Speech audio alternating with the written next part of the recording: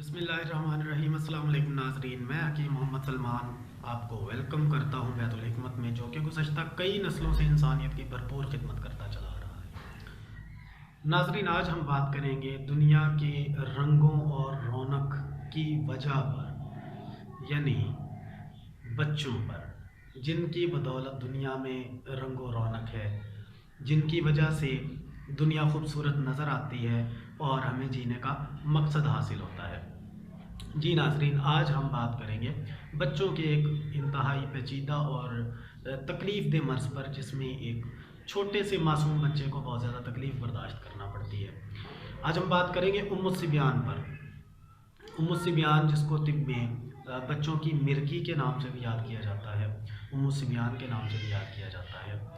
ये वो मर्ज़ है जिसकी अलामात में ये चीज़ शामिल है कि बच्चा जब दूध पीता है तो दूध पीते हुए बच्चे के हाथ पांव अकड़ जाते हैं और उसकी आंखों के जो ढेले होते हैं वो ऊपर चढ़ जाते हैं। इवन के दौरा अगर ज़्यादा शदीद हो तो बच्चा बेहोश हो जाता है। ये मर्ज़ दौरे की सूरत में होता है, दौरे की कैफियत होती है इसकी, और ये अमूमन शीर खार बच्चों को होता है, यानी वो बच्चे जो दूध पीते हैं या 1 साल से कम उम्र है जिनकी, उनको ये मसला ज़्यादातर पेश आता है। लेकिन बसा औकात कुछ बड़े बच्चों को भी ये मसला हो जाता है, जैसे 2 साल 3 साल के बच्चे को।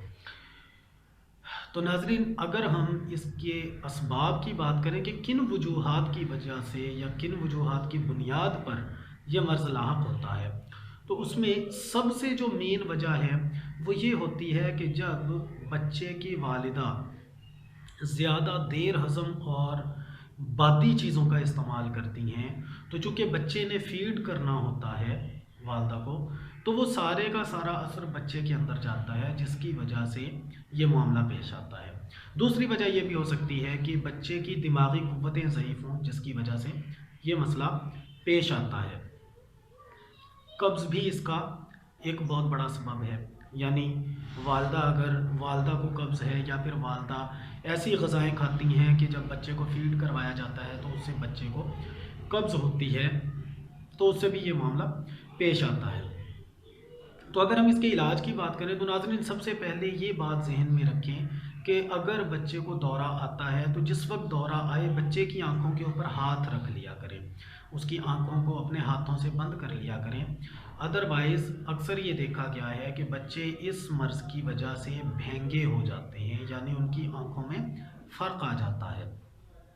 तो सबसे अहम तो ये कि इस बात का ख्याल सबसे ज़्यादा रखें कि जिस वक्त दौरा आए उस वक्त बच्चे की आंखों पर हाथ रख दें। दूसरा ये कि वालिदा का अगर दूध फीड करता है बच्चा, तो वालिदा ठंडी और देर हज़म ग़िज़ाएँ बिल्कुल इस्तेमाल ना करें। ऐसी ग़िज़ाएँ जो देर से हज़म होती हैं उनको बिल्कुल इस्तेमाल ना करें। ऐसी ग़िज़ाएँ जो बहुत ज़्यादा ठंडी हैं उनका इस्तेमाल भी मुकम्मल तौर पर तर्क कर दें। और अगर हम दवा की बात करें तो दवा के तौर पर आप बच्चे को खमीरा, गाउज़बान, अम्बरी, जदवार, ऊद सलीब वाला, खमीरा, गाउज़बान, अम्बरी, जदवार, ऊद सलीब वाला और हब्बे सिरा, ये एक एक खुराक सुबह शाम दें। और जब भी बच्चे को फीड करवाएं उसके बाद हनी ड्रॉप्स लाजमी तौर पर दें, उससे निज़ाम हज़म बच्चे का दुरुस्त रहता है और इंशाअल्लाह फिर इस मर्ज़ में जो है वो अफ़ाक़ा होता चला जाएगा। तो इस तरह से इंशाअल्लाह आपका बच्चा मुकम्मल तौर पर सेहतयाब हो जाएगा।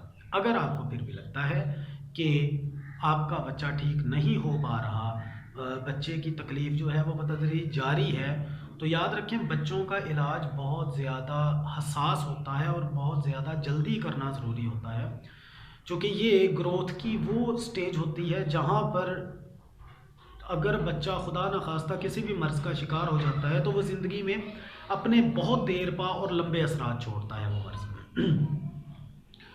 तो याद रखें कि अगर आपको लगता है कि बतदरीज या तो इजाफ़ा हो रहा है मर्ज़ में या फिर मर्ज़ कम नहीं हो रहा, वहीं रुका हुआ है, तो फिर आप बैतुल हिकमत से रब्ता करें और बैतुल हिकमत का बच्चों के लिए बना हुआ उम्मुस्सिबियान कोर्स मंगवा करके बच्चे को इस्तेमाल करवाएं। इंशाअल्लाह उससे आपका बच्चा मुकम्मल तौर पर सेहतयाब हो जाएगा, मुकम्मल तौर पर इंशाअल्लाह ठीक हो जाएगा।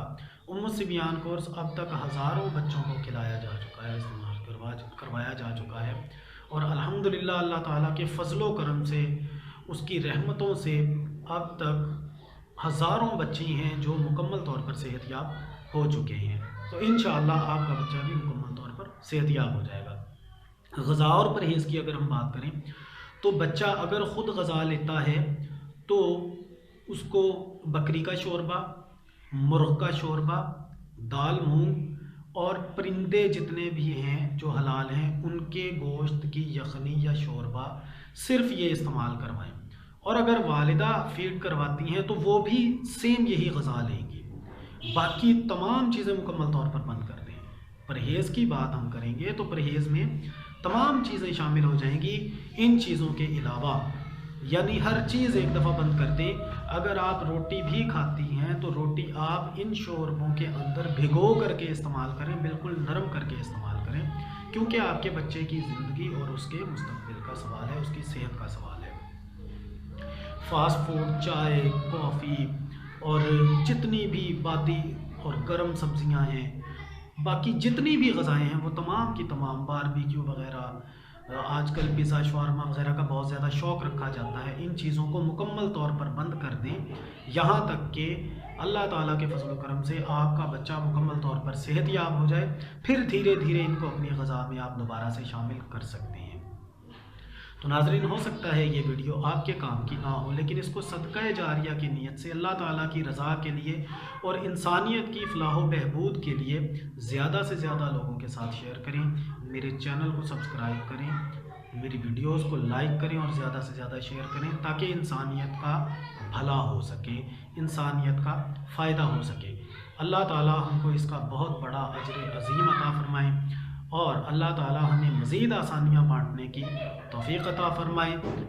میرا، آپ کا اور ہم سب کا اللہ پاک حامی ناصر ہو۔